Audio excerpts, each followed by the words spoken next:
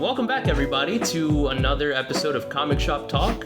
I'm Jose, your host with Memory Lane Comics, and today I'm here with Mr. Jon Trainer. Hello. John is a local artist, writer, just talented creator. You have a good amount of books under your belt now. I think you have 2 issues of Want, Little, and then I think you have 3 stories in Tales of Cape Fear. Yeah, 3 Tales of Cape Fear, Little, and one, actually only one out right now. The second one I'm finishing up. Gotcha. I saw it on your website for like Substack and stuff like yeah, I'm publishing the pages as I finish them. Gotcha. on my newsletter on Substack, just to try to build up the hype and the excitement behind it, and just to add a little undue pressure on myself to get things out the door. No, that's awesome, man. All of your books, all of your creations are pretty diverse. Like, you're not really married to any one genre from what I've read. Little is very, very easily accessible. Like, anyone can jump in. It's like pretty much an all ages kind of deal. Tales of Cape Fear leans more a little bit into the spooky side of things, and then Want is more of like a Indiana Jones type adventure story too. Yeah. How do you decide what kind of story you want to tell? What genre you're leaning into? That's a good question. For the Tales of Cape Fear, usually when I jump onto one of the books, there's a theme with the book, and each year, I don't know how the themes are decided, but they're decided, and so we submit stories to match the theme, and I just try to pick things I haven't done before, not to repeat myself, try something different, push myself to draw something or tell a story that I haven't done before or explore something different. So, and then Little was my first one, which I did for an online drawing contest, like draw 30 ink drawings in a month type of thing. Gotcha. The Inktober kind of deal. Exactly, Yeah. Inktober, 2017. And I'd never drawn a comic before, and I was just trying to like come up with all the ideas of what I was going to do for the 30 days. And then it dawned on me that I could try to do a comic. And do a long so form. I sketched it all out and did 1 panel a day and finished it that way. So, and that was just inspired by our cat. So, things that I would see her do every day. And it's like, this is kind of funny. That's so cool. What's your cat's name? Little. Perfect. Of course. I figured, but that's brilliant. That's so cool. Yeah. That's adorable. You mainly work in like black and gray and yeah, mostly ink. 90% of it is traditional, start pencil and then ink over the top of it, and then depending on what it is, heavy ink washes and tones. Sometimes I use screen tones, like the old Ben-Day type dots that I will put on the paper, and a lot of water and ink and watercolor sometimes. I was about to ask if I felt like there was a little bit of watercolor. I was gonna say your like art style itself is as versatile as like your genres and your stories are too. Because I see a lot of like heavy inking in there, but then the background will be this like really, really pretty watercolor blend. Like in Little, I think there's a shot of the moon, and it's just gorgeous, man. It's so pretty. And I think there's I think it was Little also, where there's a character and his hair is just like bold, like solid inks, and then some of the stuff around him is like this really, really soft, well blended like watercolor. So like it's. Thanks. I wish I could say it was like on purpose, but I think it's just I haven't been doing this very long, so it's just trying to figure out how to do stuff. Man, it looks very purposeful. It looks. Thanks. No, it looks really good. When I was looking over your stuff, I was like, oh my god! Like, how do you decide what's gonna be what? Is it just like the path of least resistance? You're like, okay, I think this is easier to do with inking, and then. I think I tend to move to like the watercolor and washes when it's like with Little, it was the first story in the book is all at night, and so to me night is more interesting when you can kind of see through it and not just be just pitch black. Right? Yeah. And so I was trying to play with that that feel and a lot of it is ink wash, but there's a lot of watercolor mixed with ink to give it that transparency, because watercolor is transparent, ink tends to not be. And so I use the watercolor to give it kind of a feel of like there's something beyond that veil that you're looking through. Yeah. And similar with Want, there are a lot of underwater, Yes. and it's all like a mixture of ink to give it the dark, and then watercolor over the top to give it that transparency feeling. So, same idea, which I learned on Little, and I said, "Oh, this will work." Yeah, Underwater. it works very. I read. I don't own a copy of Little yet. I was going on your website and seeing like the panels on there. But I read. I technically Want first, so it's really cool to see how you learned from Little and moved on to Want and use what you learned to expand on, or like to even to use it for like a different story altogether, to use your art style to tell a different story is really, really cool, man. That's fascinating. Out of all of the, we carry all of your, well, we carry Want and Little at Memory Lane Comics at the shop, and we have books and prints and stuff from various different artists. But I think from what I've seen as a retail employee, not just like a comic book person, but just from a retail perspective, your stuff tends to sell more frequently and better than any of the other stuff we carry. That's good to hear. It's really cool, man. I mean, I do a lot of the restocking for that spinner section. Yeah.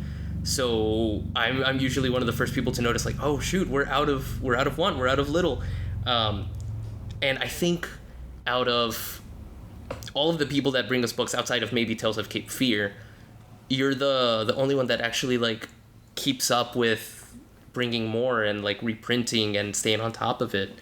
Well, I come every week to buy books, so I look at the spinner and there's missing books, and I bring more. But I think that's like that's a really cool trait that I don't see in a lot of the artists that ask about getting a book in our store and stuff. They'll usually just kind of come in, ask about it. If it works out, they'll bring it in, and then that's kind of it. That's like end of story. But yeah, you keep checking in. You take notice whenever like something sells out in like a week. You're like, holy cow! I just brought you guys more. This is really cool. But with that aside, like I think your stuff is, I don't know, it's designed so well to sell off of a spinner. I don't know. That was on purpose, for sure. I was about to ask what goes into the designing of the cover, because you have like the title up top, very, very kind of simple, direct cover art. A lot of research. Yeah. Looking at books that I like, creators that I think are successful, and not just currently, but over time, and doing a lot of searches like, what are the best or most famous, comic book covers, and what are the traits that they had, and most of them are, I hate to use the word simple, but economical. Yeah. You can read it from a distance of what it is, and the title's on the top. And I literally went to comic book shops and looked at where the title was to see how it stood up above the the row in front of it, whether it was on the shelf or on a spinner, and figured out that's where it had to go. That's cool. And I mean, it paid off. It works. We have a lot of, especially around the summer season, we have a bunch of people from out of town that will just be in for the day, and they just pop into the shop, probably not planning on necessarily picking something up, and they'll give the spinner a little spin, and they'll see the cat, they'll see Little, and they're like, oh my god, and it's local, sure, and they'll scoop it, and it's just such a cool thing to see. But also on the other side of that, we have some pretty refined collectors that they come in knowing what they like, knowing what they want to get, and they'll still end up picking up like your Xenomorph print or something like that. So like all across the board, you're tapping into everyone. Like your stuff is just so versatile that. Good to hear. Thanks. Yeah, no, I was just drawing what I like. That's so cool, man. I've seen on your website you have multiple other prints, but I think I could be wrong, but I think you've only brought in the Xenomorph one. No, I have another one that's like a shark or Jaws. Gotcha. Yeah, yeah. Play on with a The selfie one. the guy taking a selfie. Yeah. As he's like throwing beer cans into the water. Yeah. That one sold pretty well actually, like 2 years ago or over the summer. I guess another one of those people come to the shore. Yep. And what's more fun than sharks? Something themed. Yeah. So. Oh, that's so cool, man. I mean, there's like strategy, I guess, that goes into A little bit, yeah. And even with the frame, you brought the alien prints in. They're beautiful. Just that like extra little step to or the extra effort to present your work, I think goes a long way. Just the presentation in itself is like artistic almost also. But no, you're crushing it, man. All across the board, I think your stuff is like super accessible and people love it, man. Oh, thanks. Yeah. But on the topic of selling your stuff in the shop, how did that come to be? How did you approach the comic shop itself? I know you've been a customer for a while. You've been a member of our graphic novel book club for as long as I've been there, at least, and I think maybe a little more, like another year before that too. But when did the topic come up? That's a good question. I wish I remembered exactly how it happened. I think one of the Wednesdays I came in for books, I was just chatting with Jake or Ben. I don't remember. This is probably 3 years ago. And I found out about the Tales of Cape Fear, book 1. Mm-hmm. And I asked about how to get into it, and I had missed the deadline. But that got the conversation going between Jake and I about making comics and what it takes to get a book into a store. And I asked some questions and advice on what would Memory Lane need to have a book, and would they ever carry indie books, because they're already carrying the first Tales of Cape Fear at that point. And I didn't have, I hadn't done a Tales yet, but I had little. It was very nice with some advice about put the UPC on the back and the price and all that, the basic things that a lot of indies don't do. Yeah. And I had never done that, so I had to go figure out how to do that, which wasn't that hard. But got some books printed and brought little in, and just as a test, I just did a few copies, and they sold, and so then said, "Hey, bring some more in." So just kept doing that, and then they let me know about the next Tales book, and so I got into that, and so I just started that cycle of just having the conversation, and he was excited about highlighting local creators already with the Tales book, obviously, but also just having books in the store. And so as that went forward, and then eventually when I came out with Want Number 1, I say, "Hey, would you want to cover this?" And it's like, "Absolutely," and put that up. So it's just a very natural progression over just asking a few questions, and I guess jumping on the opportunity when I saw the first Tales book. Mostly because I had interest in just getting into it. I wasn't trying to sell anything. Right. It started the conversation. Got on the topic of it and facilitated the conversation. Yeah. No, I mean, I'm sure it helped that you were very personable with the shop. Everyone knows you over there. I think we have a lot of, or a fair amount of people that come in, and they're people sometimes I've never seen before, and they're like, "Hey, how do I get my book on the shelf?" And I'm like, "Oh, I don't know." Would you have any advice to someone who, for any aspiring artist or anyone that has a comic, to get their book into their local comic shop? Well, the same advice Jake gave me is think about it as a business, how it's going to show on the shelf. Have your title at the top. Yep, full circle. Has to fit above the book in front of it. A UPC or barcode on the back. There's a bunch of different ways of doing it, but go ask the local store you want to list it in, and ask them what kind of barcode they want on it, or what information they want on it, and just ask. I think I don't know about most stores, but a lot of stores I've been in are excited about having stuff that other stores don't have. That's true. And if you have local artists or local creators, other stores across town or in another town don't have them. Yeah. So they'll be excited about that. So just reach out and try. Yeah, that brings me to my next point. Do any other like local stores or any other comic shops carry your Not books so right far. Memory Lane's exclusive so far. Let's go, Memory Lane. Come and get them. They're genuinely very, very good. That's super cool, man. I've heard Jake give people some of the spiel too, and I mean, just from the little bit I've picked up, like the more work on your end that you're doing, the less work the comic shop has to do, the more inclined they're going to be to make carry it your easy stuff for too. them. Mm-hmm. Like, don't make the retailer do any work. Yeah. You want to do all the work for them so they don't have to do anything. Just put it on the shelf and sell it. One of the big questions I hear a lot is, how much should I charge for this? And at that point, we're like, I don't know. Like, how much do you have invested into it? Whether it's time, materials, and printing and all that stuff.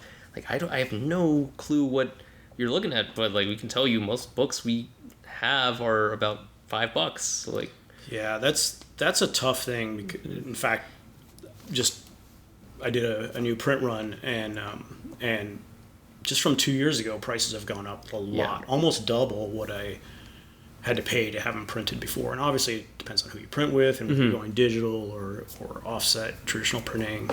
But you have to take into the cost, and then you have to make some money off of it.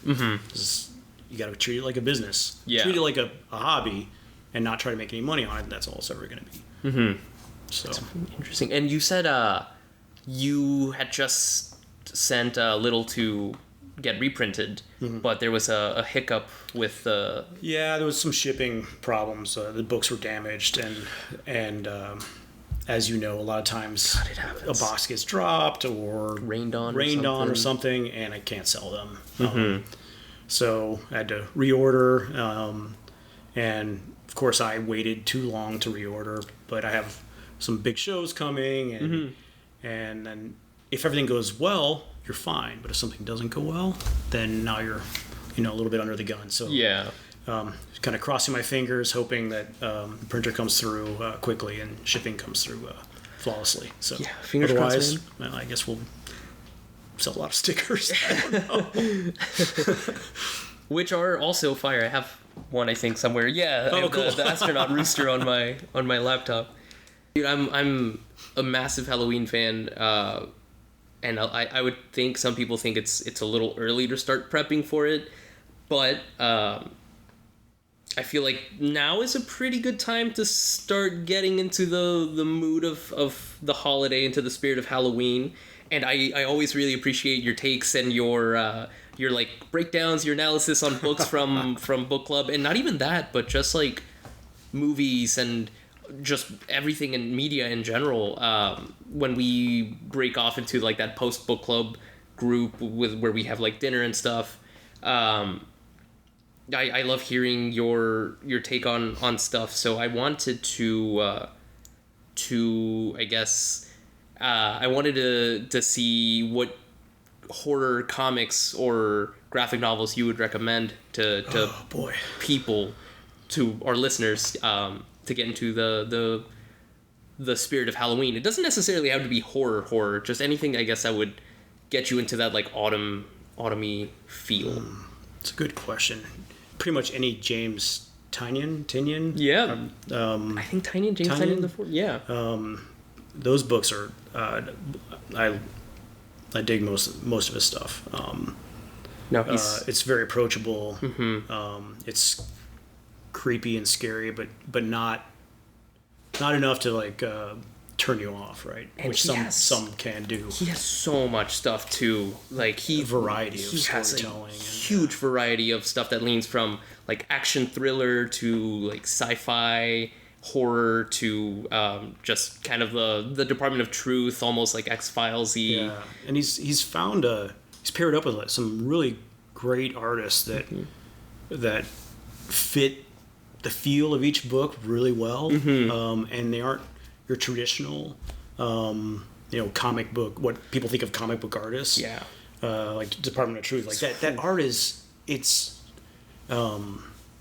it's just very different than everything else you see, but it's so good. cool. It's some of the best, but you would never think like, oh, I'm gonna read a comic book and expect that from a comic. I think he uses like mixed mediums too. He has like I don't know. I wish I could decode how it's really cool. No, he's unreal. That stuff. I'm a huge fan of Jeff Lemire. And pretty much anything he comes out with is maybe not necessarily Halloween, but it's like that Twilight Zone, Twin Peaks realm, which I like. As always has a kind of a dark edge to it that's fun. On the topic of Jeff Lemire, you did a fan art of Fish Flies also. I did, yeah. I fell in love with that book. I think he started releasing it on his Substack. That's actually how I found Substack originally. Yeah. And he was releasing it like page by page on there. And I just instantly fell in love with that story and the main character, Franny. And when he went to print and I got that first book, I was like, oh, I need to draw her. So it just came out. It genuinely looks like it could be a cover on the book. It fits the cool. Style like so well, especially like Lemire's art style. I don't know. It fits like right in with his stuff. I think it's very, very well done. All right, so yeah, you're working on Want 2 currently, and you said you have a couple of shows coming up. Yeah, so I'm trying to finish Want. I hate to really reveal like dates and numbers and stuff because you don't want to promise stuff, right? Yeah. But I'm hoping to have it done soon. I do have the cover drawn. I have most of the pages drawn. Everything's written and everything. So it's just have to head to the drawing board and finish up. So I'm hoping to have it soon. It won't be done for the next big show, which is SodaCon? Soda City, I think. Soda City Comic Con? Yes. I think. Sounds like, yeah. So that's fun. It's my first show outside the immediate area, aside from a couple of small shows in Raleigh. So kind of a big thing. That's awesome. Like throw everything in the car, drive out, hotel, all that kind of stuff. Heck yeah, big moves. So feels a little risky for me. You got to make enough money to make it worth it, but getting your name out there. But excited, yeah. When is that coming up? August 24th, 25th. Definitely go give Jon some love. Check out his stuff. Pick up some of his books. Hopefully the reprints are there. They'll be there. Yep. If not, check out his website. I think you should always be able to find his stuff through there too. As long as it's in print, you can get it ordered. Or I think some of it is digital as well. I think I saw Want. So Want is, you can read it if you sign up for my Substack. You can go through and read every single page, including pages I've finished for Want 2. And Little is just in book format for now. And then the Tales stuff obviously is book format as well. Yeah. Unless you did the most recent Kickstarters, I think they did. There was a digital copy through there. Yeah. For one of the. Some people could have got it too. Yeah. But yeah, I'm toying with digital at some point, but just haven't gotten there yet. There's something. I mean, and you like work paper, in traditional for the most part also. And just like going through your website and having like a book in person, it's not the same. Having the physical book, there's just something special about it. And the pacing when you're reading it, turning the page to reveal a big splash page. Like, and the spreads, how you design the pages, but you also design the whole spread, right? And so the way when you turn, it changes like the color palette, if you're doing color, or the tones or whatever, is a big part of it. Yeah, the binding and all that stuff. Yeah. No, absolutely.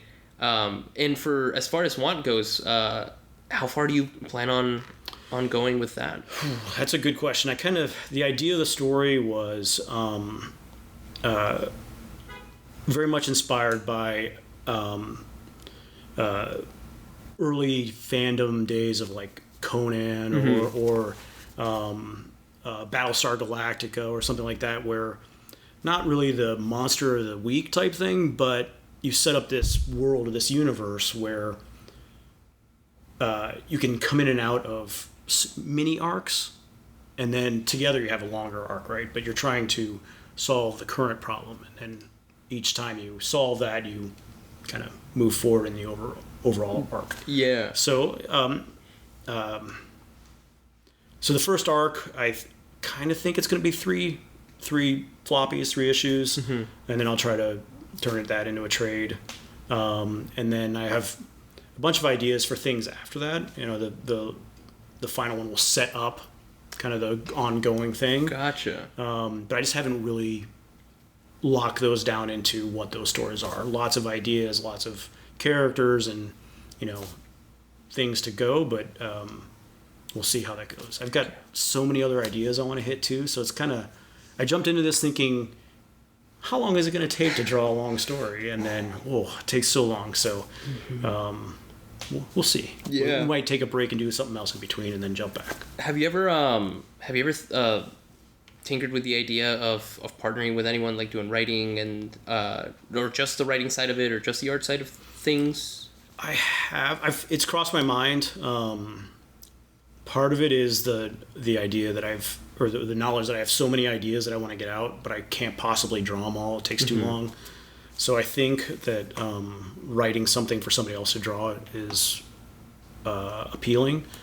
I have talked to a couple of people about drawing their books, and for one reason or another, it hasn't worked out. I don't know if that's as appealing as the writing for somebody else thing. I kind of like drawing my own story. For sure. But who knows? Yeah, I mean, if the right situation came up and the right partnership, of course I would jump on it. As someone who does both, I can only imagine that that giving up sort of like some of the control of how the story's gonna look can be a little tough sometimes too. I haven't done it, so I don't know. But working on other creative projects in my life, there are wonderful things about collaborating because you get surprised, and people come up with ideas that you would never have come up with, or do things in a different way, which is amazing. But then, there's working with other people that brings challenges and joys and challenges, right? For sure. Yeah, it's just, I guess it takes finding the right person. I think it has to be the right person. Yeah, finding the chemistry and making sure you guys are both at least wanting to tell the same good story. Yeah. You have to be on enough of the same page to move it forward and have fun. I think that's the key, is are you going to have fun doing it? Yeah. So. Sweet. Awesome. Jon, thank you so much for giving us time out of your day, man. Thanks for having me. This was fun. Yeah, this was a blast, man. Thanks for sharing. I hope to have you back when Want To prints, and let's get that done. Let's get it, man. I'm very much looking forward to it, man. I really dug issue 1. I can't wait to see what else you have in store. Thank you. But no, man, thank you so much for everything. Thanks. Yeah. This is fun, and the show you guys are doing so far is fun. It was fun to see Joe last issue. Yeah. Last episode. Yeah, last issue. Let's call it an issue. Episode. I like it. Yeah. So yeah, it's fun. No, man, I'm looking forward to having you back too. But thank you guys for tuning in too. We filmed this one actually out of Memory Lane Comics Part 2, which is at 222 Princess Street. Let us know what backdrop you like more. If you like this one, you like the back room, put it in the comments down below. Let's start a little discussion. Yeah, for sure. We'll get some feelers out there. But yeah, definitely swing by either of the stores. We're located in downtown Wilmington, North Carolina, at 201 Princess Street, Part 1, and then 222 over here at Part 2. But yeah, thanks for tuning in, guys, and we will see y'all next month. This episode was recorded at Memory Lane Comics. Check out our shops in downtown Wilmington, North Carolina. Follow us on Instagram at Memory Lane Comics and at Memory Lane Comics Part 2, and on TikTok at Memory Lane Comics and Toys. Links to all social media in the episode description.